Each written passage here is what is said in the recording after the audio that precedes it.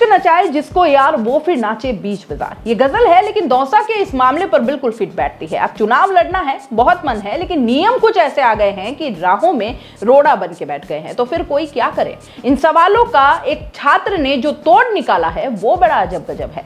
दरअसल रत्तीराम मीणा अध्यक्ष पद के लिए चुनाव लड़ने का सपना देख रहे थे, लेकिन नियम उनके सपने के आड़े आ गए। वे चुनाव नहीं लड़ सकते थे, लेकिन इस बीच उनकी जिंदगी में सपना जरूर आ चुकी थी। बड़ौली दौसा की इस लड़की से उनकी सगाई की बातचीत चल रही थी। रत्तीराम को जब पता चला तो वह खुद चुनाव नहीं लड़ सकते, तो उन्होंने सपना को चुनाव लड़ाने का फैसला कर लिया था। घर वालों से उन्होंने बात की और सपना के साथ रिश्ता पक्का कर लिया। दोनों के घर वाले राजी हुए और इसी 18 अगस्त को दोनों की सगाई हो गई और सोमवार को सपना ने छात्र संघ चुनाव में पर्चा भी भर दिया।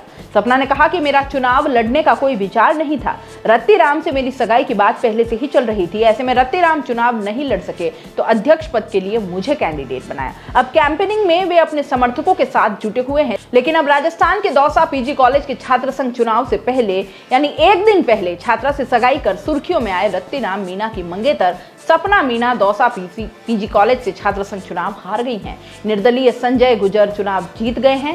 छात्र संघ चुनाव के आज रिजल्ट भी जारी हुए। दौसा पीजी कॉलेज से संजय अध्यक्ष निर्वाचित हुए। सपना मीणा ने नामांकन दाखिल करते समय ये कहा था कि वह उनका सपना पूरा करेंगी। सपना ने पर्चा तो निर्दलीय भरा था, लेकिन सोमवार शाम एबीवीपी ने प्रत्याशी घोषित कर दिया। कॉलेज में अध्यक्ष पद के लिए कुल 7 उम्मीदवार मैदान में थे। राहुआस निवासी रत्तीराम मीणा ग्रेजुएशन पास कर चुके थे। 2 साल कोरोना की वजह से वे चुनाव नहीं लड़ पाए। पीजी में एडमिशन की तैयारी की तो कॉलेज निदेशालय की ओर से आदेश जारी किया गया कि इस बार केवल यूजी स्टूडेंट ही चुनाव लड़ पाएंगे। ऐसे में रत्तीराम का चुनाव लड़ने का सपना अधूरा रह गया।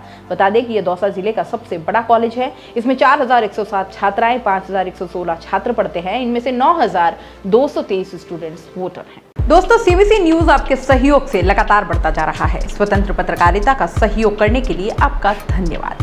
सबसे पहले तो जिन लोगों ने हमारे चैनल को सब्सक्राइब नहीं किया है तो पहले सब्सक्राइब करें, जिसका कोई शुल्क नहीं लगता और बड़ा आसान है। बस नीचे दिख रहे लाल सब्सक्राइब के बटन को दबाना है और पास में दिख रहे बेल आइकन को भी दबाना है, ताकि आपको अपने सीबीसी न्यूज के हर अपडेट्स मिल सके। हमारे इंस्टाग्राम पेज और फेसबुक पेज को भी लाइक करें, फॉलो करें। वहां पर भी आपको मिलती है तरह तरह के अपडेट्स। हम पूरे राजस्थान से आपके लिए लाते हैं वो खास खबरें जो आपके लिए जरूरी है, और वो भी पूरी बेबाकी के साथ।